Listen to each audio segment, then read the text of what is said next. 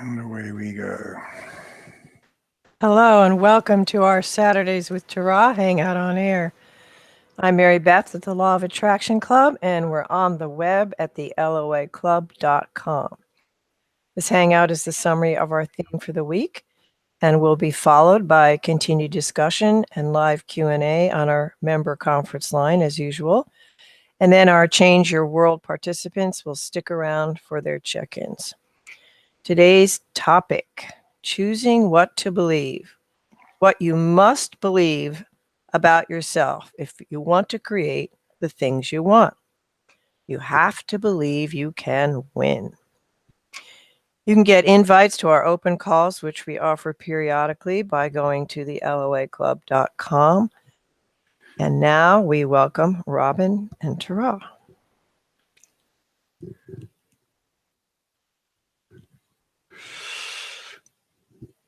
Welcome.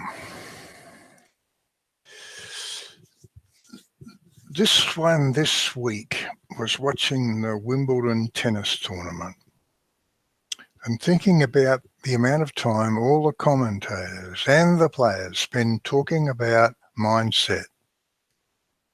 And you could watch it in action. You could see the effect of a player going through a period of low confidence or uncertainty. Why is mental attitude so important? Why is it that what you think makes it such a difference? Novak Djokovic, three-time Wimbledon champion who's returning this summer from 2 years of injuries. We all battle ourselves first, and you have to believe you can win. Why is mental attitude so important? Why is what you think and how you feel? Why is it that what you think and how you feel makes such a difference? Of course, for those of you who understand the law of attraction, the answers are obvious. But let's take a look at your world and some obvious questions and some not so obvious, but as it turns out, much more important questions. Let's think once again about the power that you have to simply choose new beliefs. This one was also listening this week to a debate on PBS radio on the topic of God is no longer necessary in these days of scientific enlightenment. There were two teams of two people, with Deepak Chopra leading the against team. The interesting thing was that the debate devolved mostly to a discussion about consciousness. They spent an hour with each team talking past each other, because those against the motion talked about matter being created by thought and the mind creating the brain, while those for the motion took the scientific approach, which assumes that the world is solid and real, that time is absolute, and that therefore the physical brain must be the source of consciousness. That debate was a classic illustration of the importance of having a common starting point, of first understanding what your assumptions, perhaps you would call them core beliefs, truly are. Let's come back to that tennis match and ask those questions again. Why is mental attitude so important? Why is it what you think and how you feel? How is it that this makes such a difference?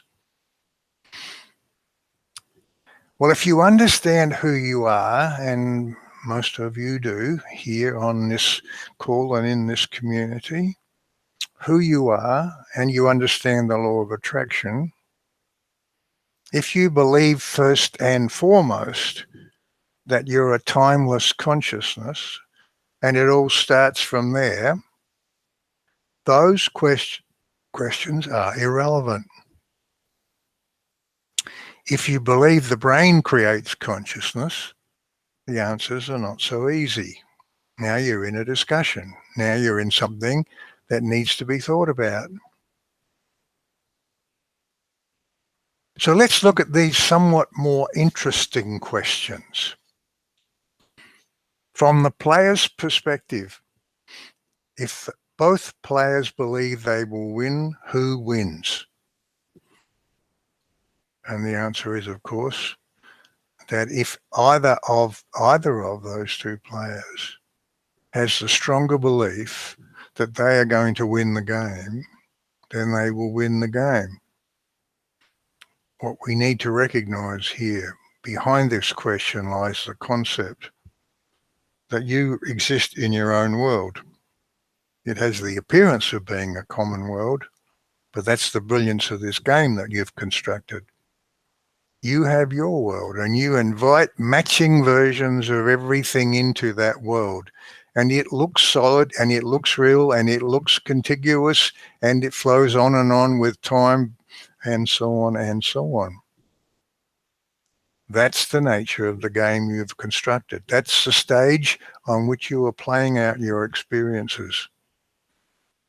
But the miracle of this game, the miracle of the law of attraction, the power of this creative process is that each of you has your own game.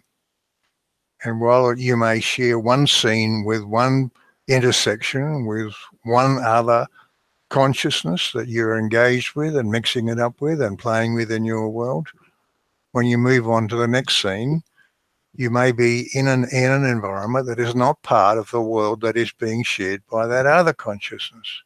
So you move from scene to scene, like the scenes of a movie. You move from indoors to outdoors.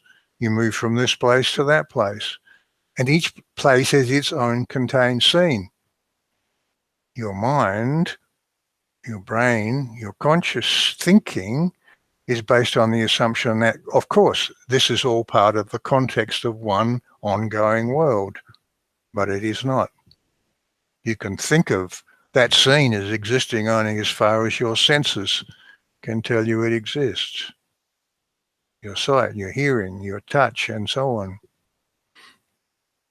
It exists only as a standalone scene in a world that is, if you like, just this piece of it, just this small piece of it. And then you move to the next scene and the next place, and there's just that piece of it, and that is the experience you're having. And that is all the world in your experience, in your consciousness that actually exists. So you are seeing these different scenes, the different parts of your world as part of the contiguous world. And you make assumption about what's going to flow from what happens in one scene to the next scene. But what flows in and what flows out is what you attract.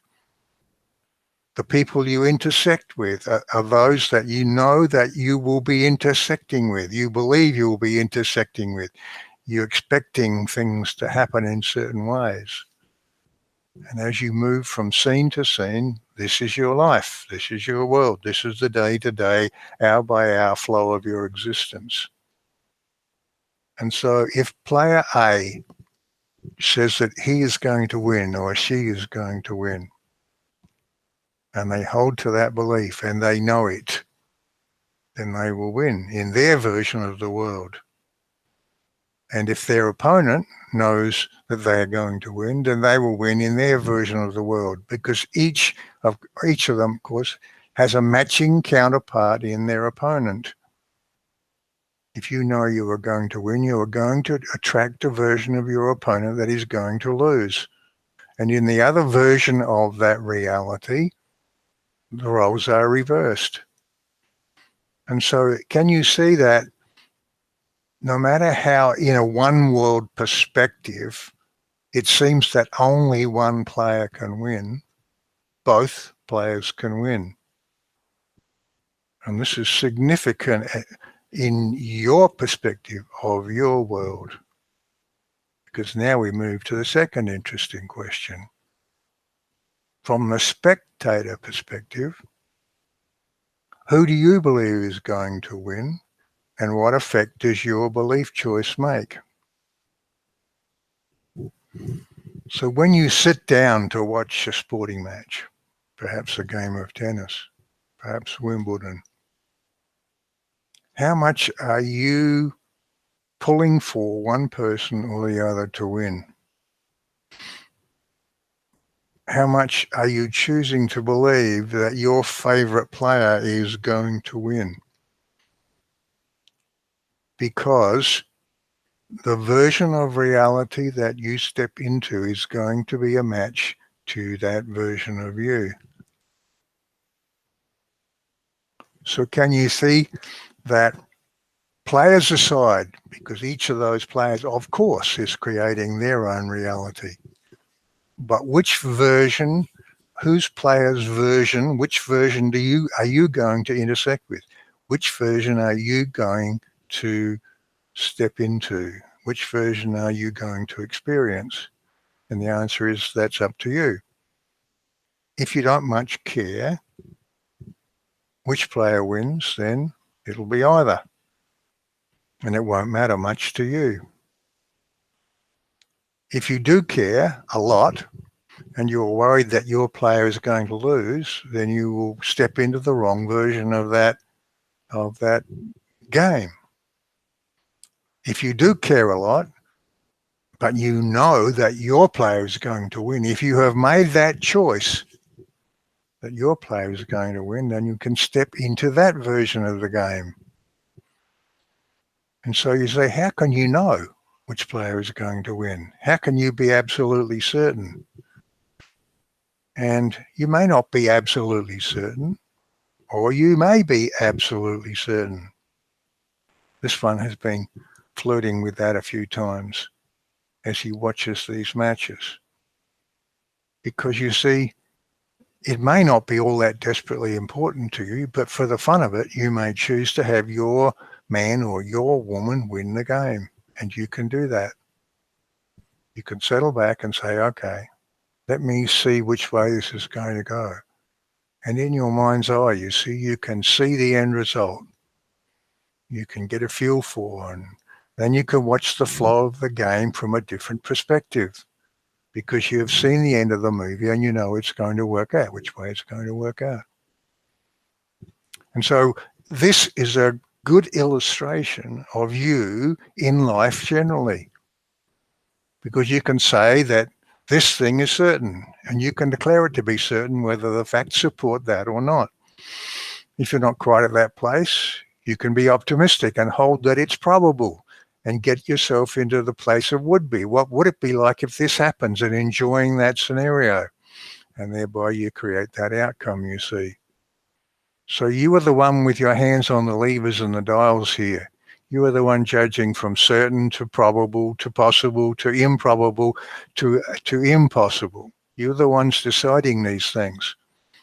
And that is why these questions are important. From a physical world perspective, can you see why these questions are irrelevant? Because they are unanswerable. These questions are not something you can ask the scientific observer. They would say, this question lies outside the range of any question that can be answered, and therefore it is irrelevant. And from a law of attraction perspective, can you see why these questions are hugely important and answerable? Can you see why this is a metaphor for life? Because this is a part of your life. This is a part of who you are. This is part of the pattern of choices that you make. From Abraham through Esther, the things that you call beliefs, even the things that you call core beliefs, are only vibrations that you've been offering for a long enough period of time. And you've attracted a certain amount of evidence around them that has caused you now to form a very strong expectation. We would say, but just because you see a lot of evidence of something, and just because it is considered to be truth because it's documented in scientific surveys or by historical documents or even by large numbers of people who say this is the way it is.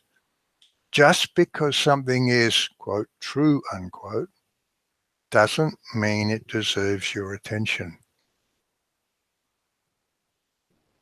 We want you to set a new criterion for what you give your attention to. And we would like that new criterion to be the same criterion that your source uses, which is, how does it feel when you give your attention to it? And this is the way you get to utterly, utterly, utterly core beliefs. The corest of the core beliefs is that you are a magnificent and worthy being, and that life should be good for you. And when you deviate from it, you feel the separation in your being and you don't feel so good. Every moment that any of you spend trying to control circumstances is time wasted when you could have been aligning energy, and the law of attraction would be controlling the circumstances. What Abraham is describing as the corest of beliefs are what we call the absolutes. Who you are, why you're here, and what power you have to choose everything else. Who you are is a timeless consciousness, part of the collective consciousness of Source. Why you're here is because you formed out of a desire, and you are pursuing those desires and making new choices and having adventures. And this life on earth is one of the ultimate adventures. And what power you have to choose everything else but those absolutes is that you have the power to move the boundaries around, to change the version of the game that you are in. This is your birthright. These are the absolutes. And you have the power to choose everything else. You cannot change who you are. You cannot change why you are here. And you cannot change the law of attraction. But everything else is up for grabs. Your feelings are always yours to choose. Your beliefs are always yours to choose. Believe in yourself, love yourself, trust yourself. So now the question becomes, how do you give your attention to what feels good? How do you do that when you've spent a lifetime practicing that the world is real? And the answer is, start practicing that it's not. It's that word practicing, you see. For every moment of your existence, that you are not carrying an awareness of the truth of who you are. If you are just sitting in the world and being in the world and responding to the world, and there is nothing wrong with that. But can you see that while you have no awareness of the truth of who you are as a sort of guiding North Star for you, as a magnetic north for you, while you are not carrying an awareness of who you are, then you are engaged in the world is real. You are engaged in a solid world, dealing with a solid world, dealing with time that flows inexorably. You are dealing with it. You are practicing that that's the way things are. And you've spent a lifetime practicing it. And day by day, hour by hour, you spend a lot more time practicing it. And we say, how do you give your attention to what feels good when you are faced with some things that are not? And we say, start practicing that the world is not real. Practicing is important. Commitment is important. Focus is important. How do you do that when reality surrounds you and contains you? Step outside the container.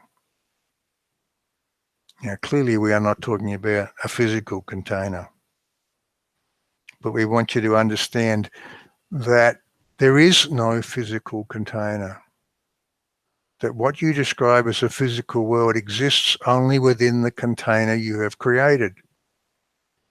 And it exists only within the range of your senses. And yes, there's continuity and there's ins and outs of other people and other players in your world. But that is not a container. You set the container by your thoughts. This is a thought-created world. And understanding that and knowing that and seeing that and knowing that there is no question that cannot be answered from this perspective gives you the confidence to be able to focus on what you want. It gives you the ability to choose that better feeling thought. Choice is your middle name.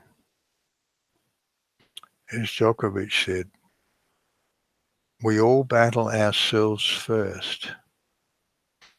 In other words, he is saying that the tennis match starts in his head. It starts within him. And we would say, although he may know very little about the law of attraction in the bigger context, he has been brought up against it without knowing it very clearly in the process of this game.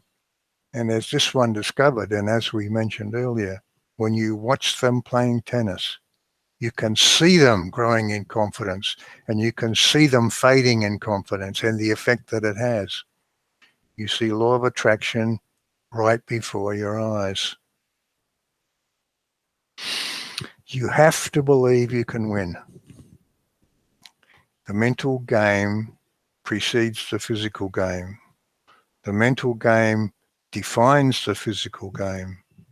The mental game decides the winner. And even as you can see that in a tennis match, so step back from that as a metaphor and see that in your life, in your world. See yourself in this game of life on earth and recognize that the same things apply. You must battle yourself first. Perhaps we wouldn't describe it as a battle. We would say, encourage yourself into believing who you are first. Encourage yourself and trust yourself into knowing that you can choose anything. There's nothing you cannot be, do, or have. You have to believe you can do it. And so we say, whatever belief choices you make, and we are not in the business of changing any belief choices. Whatever you choose is the way you construct the game and the way you will play the game. But when you ask us, how might I play this game to be more to my satisfaction, with more joy, with more fun, with more adventure, then we say, understand first who you are and then join the game. And as you join the game and play the game, understand first who you are. That means learning to carry an awareness of who you are, keeping yourself in perspective, even as you are on the court, even as you are batting the balls back and forward. Remember who you are. You have to believe you can win. Good. So, Mary Beth, we'll pass back to you. This Hangout on Air is the summary, or usually the summary, of our theme for the week. We do 3 live calls a week with live Q&A on Mondays, Thursdays, and Saturdays. You can become a member by going to the loaclub.com/join. This Hangout on Air will be followed by continued discussion and live Q&A on our member conference line. And then our Change Your World participants will check in. And by the way, if you'd like to see what our Change Your World program is all about, go to the loaclub.com/changeyourworld. Now back to Robin and Tara. So we think we have ad-libbed here, Mary Beth, quite considerably, and so we would throw the floor open to you with any questions that you have or the members have, and then we will close the call, of course, and then we will get to our program check-ins. Let us make some comments on this program, because we have been experimenting with different formats. And Can't hear you, this Robin. program was, Rob? if you like, yes, Okay, you faded out a bit. Are you still meaning to be on the Hangout, by the way, right now? no, thank you. Okay. Mm-hmm.